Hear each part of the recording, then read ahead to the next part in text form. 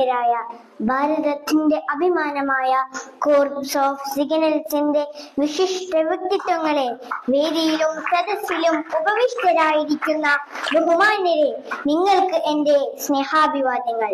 നാം ഏവരും വളരെ അധികം ഗൗരവത്തോടെ മനസ്സിലാക്കുകയും ഉൾക്കൊള്ളുകയും ചെയ്യേണ്ടുന്ന സുപ്രധാനമായ ഒരു വിഷയത്തെ പുരസ്കരിച്ചാണ് ഇന്നു ഞാൻ സംസാരിക്കുന്നത്.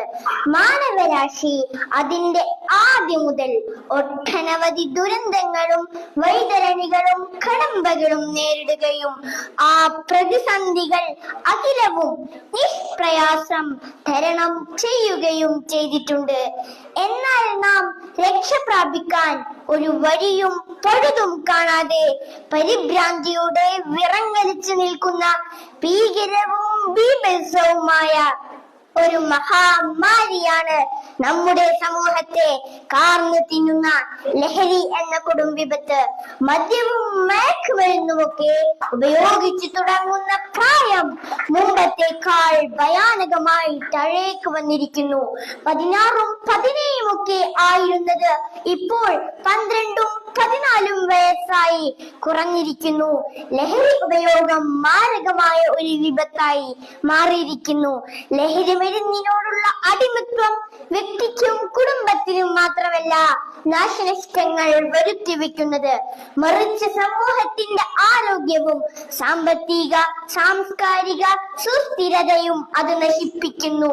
തുടക്കത്തിൽ രസത്തിനും കൗതുകത്തിനും ഉപയോഗിക്കുന്ന ലഹരി മരുന്നുകൾ കവർന്നെടുക്കുന്നതും തകർത്തെറിയുന്നതും ജീവിതത്തിന്റെ സർവ വർണ്ണങ്ങളെയും അഭിലാഷങ്ങളെയുമാണ്.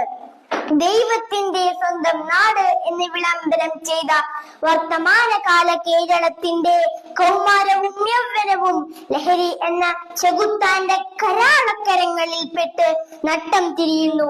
ജന്മം നൽകിയ മാതാവിനെ ജനിപ്പിച്ചതിന്റെ കടം വീട്ടാൻ ഞാൻ കഴുത്തറുത്ത് കൊന്നിരിക്കുന്നു എന്ന് പൊതുസമൂഹത്തോട് പൈശാചികമായ ചേഷ്ടയിൽ വിളിച്ചു പറയുന്ന യൗവനവും പ്രിയപ്പെട്ട മാതാവിനെ ചുറ്റികൾക്ക് തലയോട്ടി അടിച്ചു പൊട്ടിച്ച് കൊലപ്പെടുത്ത ശ്രമിക്കുന്നതും, ഒരേ ഉദരത്തിൽ ജനിച്ചു വളർന്ന പ്രിയപ്പെട്ടവനായ തന്റെ കുഞ്ഞനുജന്റെ കപാലം ചുറ്റികക്ക് അടിച്ചു പൊട്ടിച്ച് നിഷ്കരുണം കൊന്നുകളയുന്നതും, വാർദ്ധക്യത്തിലെത്തിയ മുത്തശ്ശനെയും മുത്തശ്ശിയെയും തല്ലിക്കൊല്ലുന്നതും, ഒരേ ഉദരത്തിൽ ജനിച്ചു വളർന്ന് കൂടെ ജീവിച്ച തന്റെ സഹോദരിയുടെ പുണ്യമേനിയിൽ രതിക്രീഡയാൽ നൃത്തമാടുന്നതിലേക്കും കേരളത്തിന്റെ കൗമാരത്തെയും യൗവനത്തെയും സാംസ്കാരികമായി തകർത്തെറിഞ്ഞത് ലഹരി എന്ന കൊടും പാഷാണമല്ലാതെ മറ്റാരാണ്? പറക്കമുറ്റിയിട്ടില്ലാത്ത, ജീവിതത്തിലേക്ക് കാലെടുത്ത് വെച്ചിട്ട് പോലുമില്ലാത്ത 10ാം ക്ലാസ്സിലെ പാവം ഷഹബാസിന്റെ കണ്ണ് കുത്തി പൊട്ടിച്ചിട്ടും കലിയടങ്ങാതെ തല്ലിക്കൊല്ലാൻ സോഷ്യൽ മീഡിയ വഴി ഭീകരമായി ആഹ്വാനം നടത്തിയവർ അവസാനം കൊന്നു കൊലവിളിച്ച് സംഹാരത്താണ്ഡവം നൃത്തമാടുന്ന വർത്തമാനകാല കേരളത്തിന്റെ ലക്കും ലഗാനവും ഇല്ലാത്ത രാസലഹരിയാൽ ഭ്രാന്ത് പിടിച്ച കേരളത്തിന്റെ കൊടൂര കൗമാരമേ, എവിടേക്കാണ് നിങ്ങൾ പോകുന്നത്? അപ്പോൾ നിങ്ങൾ എവിടേക്കാണ് പോകുന്നത്?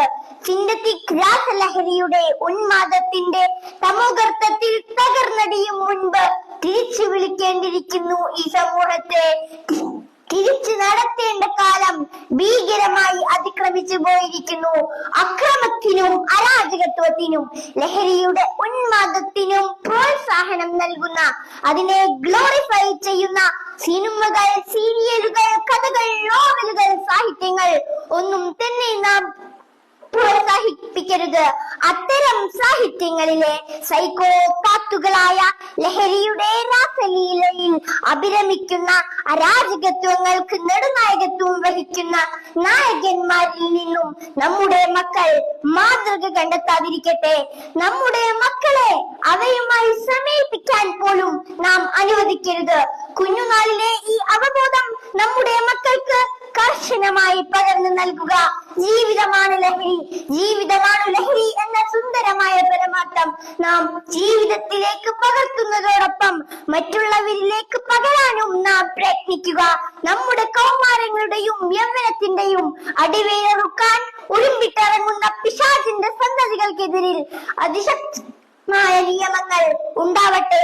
അത്തരം നരാധമന്മാർക്ക് 200 ഗ്രാം മട്ടനും 400 ഗ്രാം ചിക്കനും കൊടുത്ത് സുഖലോലുപതയിലേക്ക് ആനയിക്കുന്നതിന് പകരം വേണ്ടി വന്നാൽ നടു റോട്ടിൽ പട്ടട ഒരുക്കുക. അതാണ് സമൂഹത്തിന്റെ നിലനിൽപ്പിന് അഭികാമ്യമായിട്ടുള്ളത്. ലഹരി വിമുക്ത നവകേരളം പുനഃസൃഷ്ടിക്കാൻ നാം ഓരോരുത്തരും ഒത്തൊരുമയോടെ പ്രവർത്തിക്കുക, പ്രാർത്ഥിക്കുക, പരിശ്രമിക്കുക. സുന്ദരമായ ഒരു നല്ല കാലത്തെ ആശംസിച്ചുകൊണ്ട് ഞാൻ എന്റെ വാക്കുകൾ ഉപസ്മരിക്കട്ടെ. ജയ് ഹിന്ദ്.